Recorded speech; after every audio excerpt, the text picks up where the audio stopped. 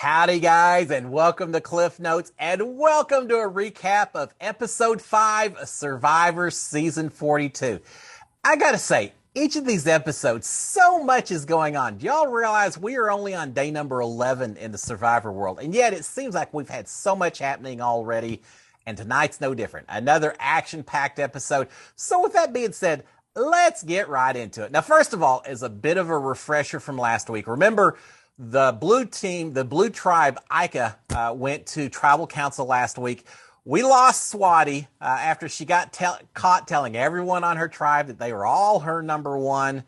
Didn't work out so well for her. So now Ika is down to 4 members, and Roxroy really seems like he's the likely target if this tribe goes to tribal again before we get to a merge, tribal swap, something happens. Seems like Tori's probably moved up to number 3, Roxroy sitting on the bottom, but we did lose Swati last week. And so sure enough, after the tribal council, we start off tonight's episode with the Ika tribe going back from tribal. And we've got a few things going on. We've got Romeo. I got to say, I really like the way Romeo's been playing this game so far. We've got Romeo pointing out that Roxroy wasn't even aware of what was going on. He wasn't part of the plan. He didn't vote out Swati. He voted out Tori. And so because of that, and Romeo talks to him and says, look, we did it. We knew you weren't going to change your vote, but we had to do it. She was telling everyone that we were all on number 1. And Roxroy says all the right things. He says, no, I'm glad y'all did it. I understand completely. I'm fine with it. We've got to do what we've got to do. But Roxroy has to know that he's on the bottom of the pecking order in this tribe, right? And there's some conversation that goes on where he's kind of talking about saying, I just don't have any social game, guys. Man, I want to ride y'all's coattails as best as I can. Really playing up that he's just not playing the game so well. He's kind of correct to some degree. He doesn't seem to quite have the social game going on that some of the others do. So he is the bottom of the pecking order. I agree with that. He's got to know that he's the bottom, right? But he's playing it as he should by saying, yeah, y'all are good. I don't have any problems against y'all. We just got to keep this tribe strong. Saying he's happy with happening it. Now, Drea is talking about the fact that, look, we did that. The 4 of us, we need to stay strong. We've got to stay together going forward. Tori is having none of that. Tori does a little confessional. She said, yeah, no, I'm not working with Roxroy. He just got through voting to send me out again. He wants me gone. I'm not going to work with him. As soon as Tori gets a chance, she'll turn. She'll flip on Roxroy. The big question, is she also going to turn on Romeo and Drea? I think it's a possibility. I'm not sure that Tori has any hard loyalties to anyone on this tribe. So, yeah, we've got a merge or a swap or something coming up quick. Hint, kind of next week, it looks like. I'll be real curious to see what happens and how Tori finds her new position in the game itself. But of course, Tori's planning to flip as soon as she gets a chance. She's not going to work with Roxroy, but she's not telling anyone on the tribe that, right? She's saying the same company line of, yeah, let's work together, let's protect each other. And it ain't gonna happen going forward. So we've got that. Now over on the Taku, the Orange tribe, Jonathan seems to be getting a little bit perturbed at some of the just the constant chatter that's going on from Marianne and Lindsay, and I get it. I truly do. Inside the Big Brother house, there were times where I just wanted to yell, can you just shut up for 5 minutes and give us a little quiet time? You don't have to be loud and talking all the time. I get where Jonathan's coming from, but you can't say that. You've got to just smile and play along. And Jonathan does the right thing. At one point when he's just had enough, he eventually gets up and leaves. And that's probably not a bad thing to do. So what does he do instead? Well, Aquaman 2.0 goes fishing instead. And of course, he's now feeding his tribe. We see him catching fish. We see him cooking fish. We see him chopping bamboo. Jonathan is a strong competitor. He's strong in everything that he's doing. So Jonathan's definitely taking care of the tribe. As frustrating as he's getting, you're stuck on an island without a whole lot to do. Yeah, the best people in the world sometimes can get short fuses and not just Jonathan. It seems like there's a lot of people this week that are maybe getting a little to the end of their ropes in terms of some of the other people we're working with. which is okay. But you do what you got to do. So we do have Jonathan going fishing. Now we have seems like a very minor dispute. Jonathan is chopping bamboo. Marianne manages to get her foot kind of underneath some bamboo just as Jonathan comes down and chops. First time I saw it, I thought, oh my God, he cut into her foot. Not a good thing to do to a castmate, but turns out she's fine. But she is a little upset that he was chopping as close as he were. They have minor words. It's nothing major at all. But in a game where so much is built on paranoia and backstabbing and betrayals and all that, it doesn't take much for people to start getting a little bit nervous about it. And so sure enough, just because they have the slightest bit of words between Marianne and Jonathan, Marianne immediately starts getting paranoid. She sees Jonathan and Lindsay going off to, I think, go get water or something. As she sees the two of them leaving, she immediately assumes that maybe they're leaving and they're plotting against her since she just got through having words with Jonathan. And guess what? She's right. Yeah, Jonathan is saying, look, I just can't, she's driving me crazy. I think if it comes down to it, if we go to tribal, I think Marianne needs to go, which I hate it. Yeah, I get it. Marianne is she's very happy and she's very joyful all the time, which I can see how it would rub, but I've enjoyed watching Marianne's game so far. But they've decided that maybe Marianne needs to go if the opportunity presents itself, if they have to go to tribal. So that's their thinking. But meanwhile, we've got some conversations going on with Omar, a confessional to us, the viewers. Omar's talking about saying, look, here's the thing. She's got the shared immunity idol and she has an extra vote. We need to hold on to Marianne. She could help this tribe going forward. There's no way we need to be getting rid of her just yet. So Omar realizes that Marianne has value to this tribe still. Has no desire to get her anywhere. Marianne talks a little bit. She tells Omar, she says, yeah, I'd be okay getting rid of Jonathan, but he's such a huge shield. It's a freaking shield. We got to hold on to him for a little bit longer. So you see some conflict starting to occur with all of these tribes. It's just natural going on. So we've got that going on at the Taku tribe, and over at the Green Vati tribe. Now, remember a couple of weeks ago, we had tribal council. Jenny went home. Daniel threw Chanel under the bus. Was upset that he didn't think she supported him so much.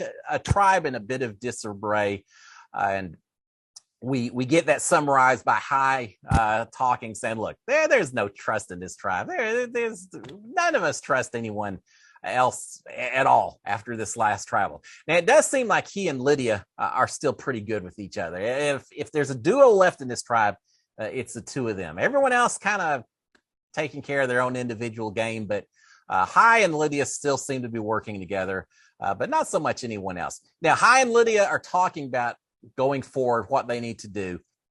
And they're saying, look, if we have to go back to tribal again, Daniel probably is an easy vote. He doesn't help our game any. We need to get rid of him. But they're also saying that Chanel maybe is playing a better game. She's harder to read. I think Hai uses the word transparent to describe Daniel. He feels like he's got a good understanding of Daniel's game. Chanel's not so much. And as a result, they're both saying if it comes down to it, maybe we need to vote out Chanel if we get the opportunity as opposed to Daniel.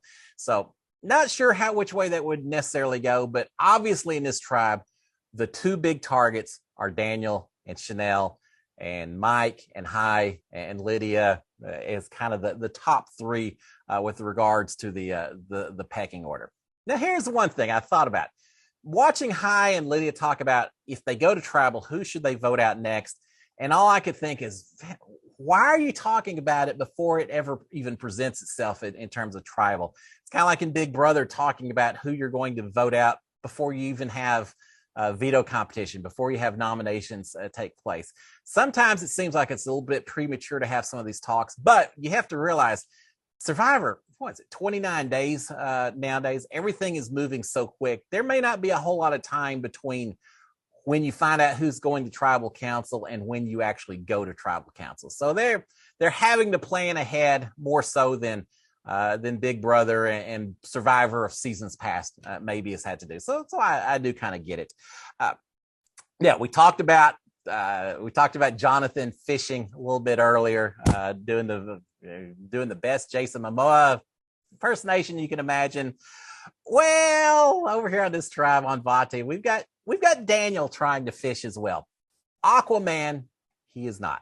He's trying, but yeah, not nearly as good a success with Daniel. But he mentions, I may not be fishing that well, but I'm having fun doing it. Now, here's the thing. Even if you're out there having fun, even if you're doing something that's just blowing off steam, just doing something that's part of the Survivor experience, like fishing, people are always watching. People are always paying attention.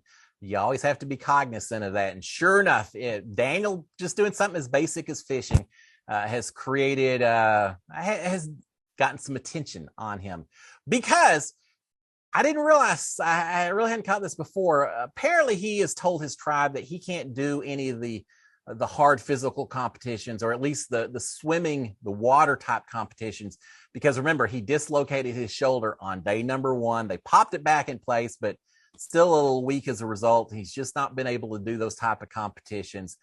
But the rest of the tribe is sitting on the beach watching Daniel swimming way out toward the coral reef, doing this fishing and not seeming to have any issues with his shoulder at all.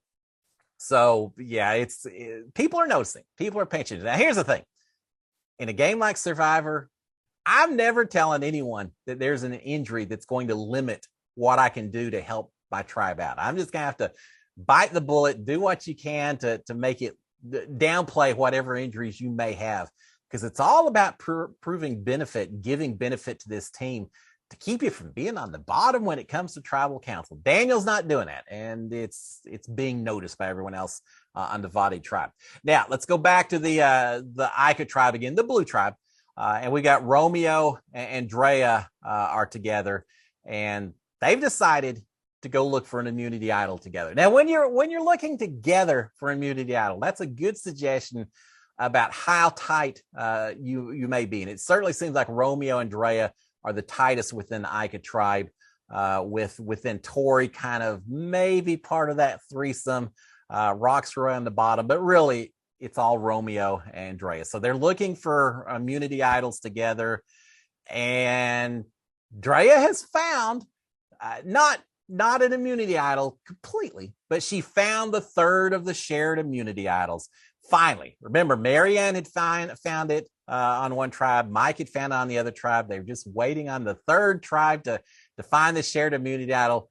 Drea has found it. Drea's got a lot of different advantages at this point in time.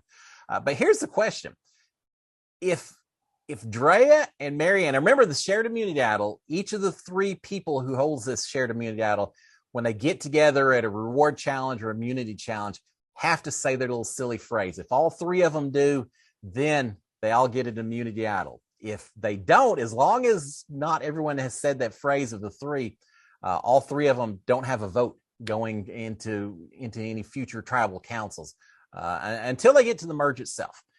So, you know, it's kind of a risk reward type situation holding this. But the big question: if Marianne and now Drea both give their little secret phrases, will Mike do it? He's resisted the last couple of weeks and hasn't said his phrase, even though he's already found a shared immunity idol. Is he going to keep up that same process? We're going to talk about that in just a second. If not, the idols remain out of play. The 3 continue not to be able to vote until we get to some type of a merge going on.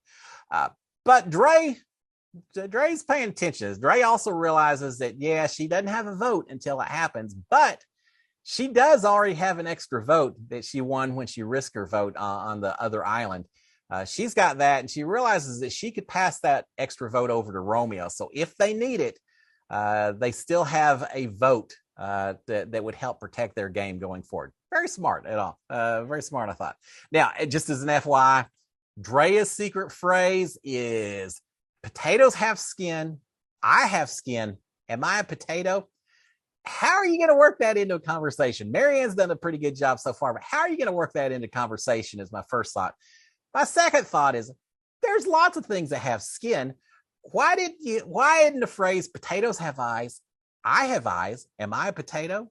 this seems a little more appropriate, right? But whatever. Hey, CBS, if you need some help with writing, give me a shout. But that's my first thought. So now we know what the third phrase is. Mike's got his soccer is a glorious sport.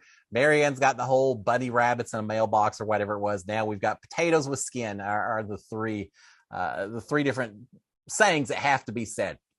Now, we're also reminded during this little segment that Dre, and as I mentioned, she's got a lot of advantages. In addition to the extra vote she has, in addition to this shared immunity idol that she just found, she also has an amulet. The amulet. Do y'all remember on day number 1 when they're doing the different challenges? The first challenge, they ran down the beach, and she and Hai and Lindsay were the 3 tribe members who were given a special amulet. They decided to go ahead and take this amulet.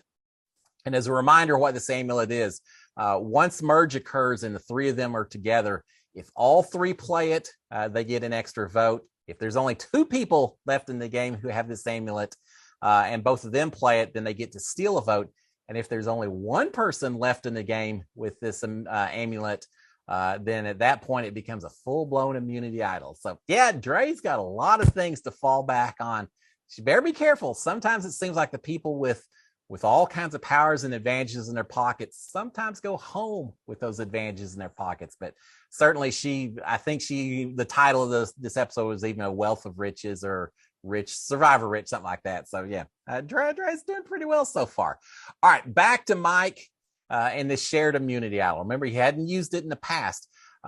We see a conversation taking place, and it's obvious at this point in time, everyone on the Vita tribe, the Mike's tribe, everyone knows that he's found this shared immunity idol, that he's not been saying it. And so he's telling them, he said, look, I'm not going to do it again this week. I would rather not have anyone outside our tribe know who has the immunity idol. That's smart. Hey, you got to be a little careful about that. So he's saying, I don't want anyone else to know that I'm the person that has the idol. If they don't know who has it, it makes it a little bit easier for us to use it going forward to protect everyone on our tribe. The problem is, in the meanwhile, yeah, I get it. You'd prefer to stay anonymous with it and everything. But in the meanwhile, he doesn't have a vote. And now there's only 5 people left on his tribe. That vote could be kind of important, right? So he is certainly taking a risk. And he talks in confessional. It's like playing poker. He's kind of, he's taking a risk doing what he needs to do. I get it. A lot of it has to do, I suppose, how tight does he truly feel with Hai and Lindsay on his tribe? Does he truly feel like they have his back? If so, maybe he can continue not to have that vote and rely on them to take care of business. But I think that's very, very risky. Now, here's the bigger question. If it came down to it somewhere down the road and he does have this immunity idol, anonymous or not, is he going to use it to protect Hai or Lindsay or Chanel or Daniel? I kind of think not. Mike talks a lot about teamwork and working together and everything. Once it comes down to individual immunities and such, I think it's wishful thinking on the other tribe mates that Mike would continue to worry so much and take care of them. Now, he may prove me wrong, but at least that's the thinking, and I think it's smart on Mike's part to project having this power as, hey, this doesn't benefit just me, guys. This is for all of us on the tribe, whether true or not. That's the way he's spinning it. So with all that being said, we finally get to the immunity challenge itself. Marianne and Drea have said their little phrases, and everyone's looking at them wondering, what in the heck are you talking about? But they've both said their phrases. And so has Mike. Mike changes his mind. Mike decides he's going to go ahead and talk about the glorious sport of soccer. Because he's done that, all three people have said their phrases, which means they all get votes going forward in tribal council. They all now have an immunity idol that they can play if necessary. I think that's a smart play. When you only have 5 people on your tribe, you just can't count on other people to protect your interest when it comes to voting. So I think Mike did the right thing by going ahead and saying his phrase. So now everyone knows. Here's the other thing. Everyone now on his tribe knows that he has a vote and that he has an immunity idol. Is that really the person that you're going to be targeting if it comes down to it? Probably not, because that's a lot of power that you've got to worry about. So the powers are in play for all three of those people, Mike, Marianne, Andrea. So the challenge itself, the tribe has to go lift themselves up over kind of a net platform type thing, roll down a net area. One person then has to do some kind of slide puzzle that helps untangle a rope. Once the rope's untangled, a key ring will drop down. The key ring can then be used to unlock a machete, which is used to chop a rope. Once you chop the rope, a whole bunch of sandbags fall down. You then use a slingshot to launch those sandbags into two separate targets that you have to knock over. First person to do it wins. Our first tribe to do it is safe. Now, that's also a reward challenge. We found out they get a big tarp. They've had some rain out there, so it's a good thing to have. But more importantly, they're safe. The second place tribe, they are also safe. They get a tarp, a smaller tarp, but a tarp is a tarp when you're trying to stay dry. They get a tarp as well. Unfortunately, the third place tribe, they don't get any tarps. They're going to tribal council. They're giving up their flints instead. So because the green tribe has more members than the others, one person has to sit out. It's Daniel. Daniel says, I can't provide any value to you. Again, I think this is a poor decision to make it so obvious that you're not really contributing to what the team needs to do. But Daniel is sitting out this challenge. Not boding well for Daniel, I'm afraid. But he does that. Now, the competition starts off. Vati, the green tribe, they start off way behind. They're just having problems getting over that net and such. But we got some other issues taking place in this challenge. Omar on the orange tribe is having major issues untangling the rope. I mean, major issues to the point that they get behind everyone else, and it's not looking good for Omar, so for the orange tribe. But meanwhile, the Ika, the blue tribe, and Roxroy take the win. They knocked the targets down. I think the other two tribes were still untangling ropes and everything. They really were doing well. So blue tribe is safe. No, I think Roxroy was the biggest one in danger on that particular tribe, but they are safe. It comes down to Taku, the orange tribe, and Vati, the green tribe. Green tribe is way ahead because of Omar's problems with the puzzle. Can Taku catch up? Well, let's just say it this way. Jonathan is the one launching the sandbags into the targets, so of course they catch up. Yeah, Jonathan knocks over both targets, if I recall. They end up winning second place. Poor old Vati, who's already kind of a very disorganized tribe, not a lot of trust going on in the tribe. Now they got to go back to tribal council again, send yet another person home. And it's thinking it's got to be Daniel or Chanel. They were throwing each other under the bus. I think they're probably still the two primary targets on that particular tribe. Now, Hi mentions at one point, says, look, I'm kind of okay with us going to tribal council. Trim the fat, so to speak. I'm happy. I'm okay with it. I don't think you should ever be happy with your tribes going to tribal council. Yeah, I understand he feels pretty safe, but yeah, you're never safe 100% when you're going to tribal council. But Hi feels pretty comfortable in his particular position, and I guess he's thinking it'll help the tribe a little bit to get rid of some people that are particularly untrustworthy. I think it's dangerous to ever go to tribal, no matter how secure you may feel that you are. But High's feeling pretty confident, pretty comfortable. All right, before tribal council, however, we get notifications from Jeff that once more we've got a couple people that are going to this mystery island, make their trek up to the top of it, where they'll risk their vote or they'll choose to protect it. So Jeff says, all right. The winning tribe, Ika, picks someone from the losing tribe, Vati, to send to the island, and they select Lydia for that. And then they also have to pick either from their tribe or the orange tribe someone else to also go to the island. And they end up picking Roxroy. I thought that was interesting. You can't pick Drea because it's you can't send someone who's already been. But they picked Roxroy, which surprised me a little bit. Did they just want to get him isolated from the other three so the three of them could continue to bond a little bit tighter? Perhaps. Maybe that's what it is. But knowing that he could potentially get some extra power while he's over there, I think that's also a little bit dangerous. But Roxroy and Lydia are the two heading over to this island. And so we'll see what happens with that in just a minute. But meanwhile, over at Vati, we've got Hai telling Daniel, saying, "Look, you're good. I'm voting out Chanel. We just can't trust Chanel. I don't trust her at all.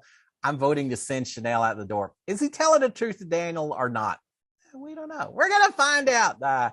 Considering that they're the ones going to tribal council. Meanwhile, while Hai is telling Daniel that he's voting out Chanel, we've got Mike telling Chanel that he's voting out Daniel. So it's really looking like Lydia very well could be the swing vote in this particular tribal council. And I would think that however Hai votes is probably the same way Lydia is going to vote. So if Hai truly is going after Chanel, then Lydia very well could also, which means Chanel may be the odd person out this evening. But then again, Daniel tried to get her out, Lydia out last 2 weeks ago. He tried to get her out. So from Lydia's viewpoint, is she going to go with Hai? Are they going to look purely at strategy, or is there a little bit of a personal grudge still going on that may sway her to going after Daniel instead? Well, we're going to find out a little bit later in the episode. But meanwhile, what's happening with Lydia away from the island and Roxroy as well?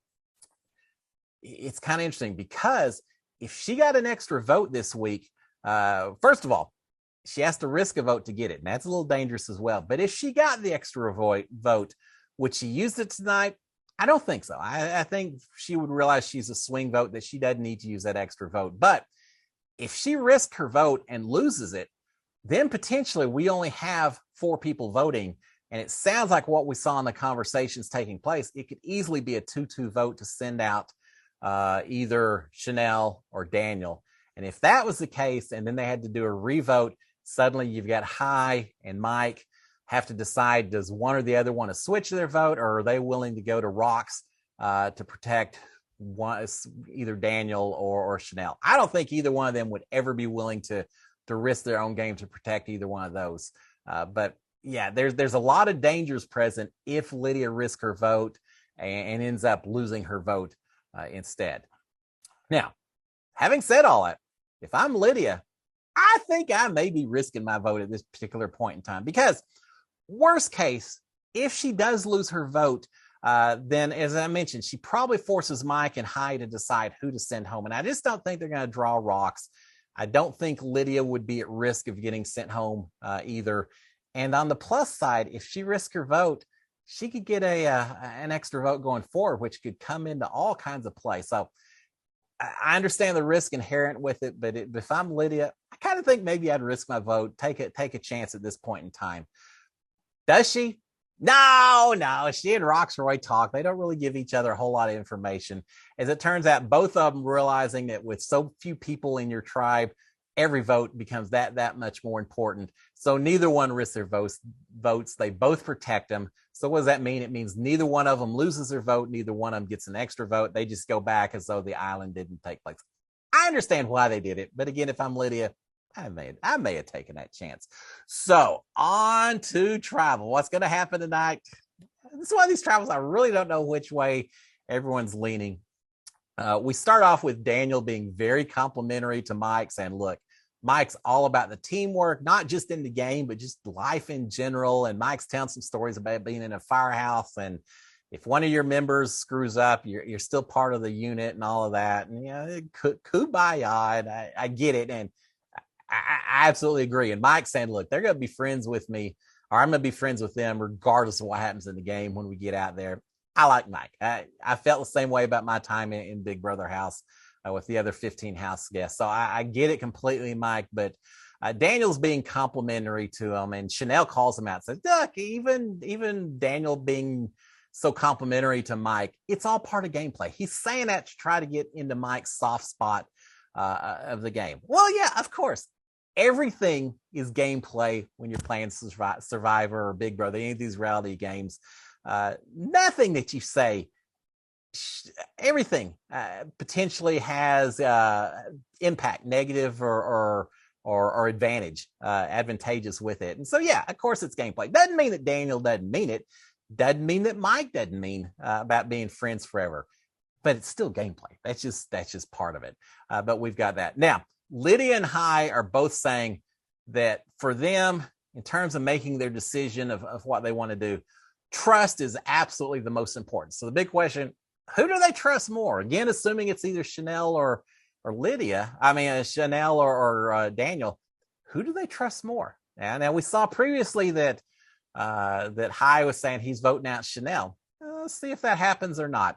But again, we got Mike, I think mentioned before, saying he wants to remain friends with whoever goes home. I really like that. I like that perception, that recognition. It's just a game. At the end of the day, reality TV, it's just a game, and we can still be friends when we get. Good job, Mike. So everyone goes and casts their votes. Shot in the dark? No shot in the dark being played this particular evening. We get down to a 2-2 tie. 2 votes for Daniel, 2 votes to send Chanel home. I mentioned before that Lydia was a swing vote, right? We don't know whose vote is who, but it's 2-2 with the final vote being read. Who's going home? The final vote, it isn't for Daniel. It isn't for Chanel. It's for Mike. Who cast a vote for Mike? Why was there a vote cast for Mike? Really a head scratcher at that point. Who the hell voted for Mike? Reminds me of Fessy. Who flipped? I don't know. Who voted for Mike? Well, we'll find out a little bit, but I had no clue at this point in time. So now we've got a revote going on between Daniel and Chanel. Daniel's you can only vote for one of those two. Daniel's going to vote for Chanel. Chanel's going to vote for Daniel. So they don't even bother voting. It's Lydia, it's Hai, it's Mike. The 3 of them have to vote. They do so, and by a 3-0 vote or a 2-1 vote. We never saw the 3rd vote being read, so I don't know at this point in time. It doesn't matter. By some vote, Daniel is gone.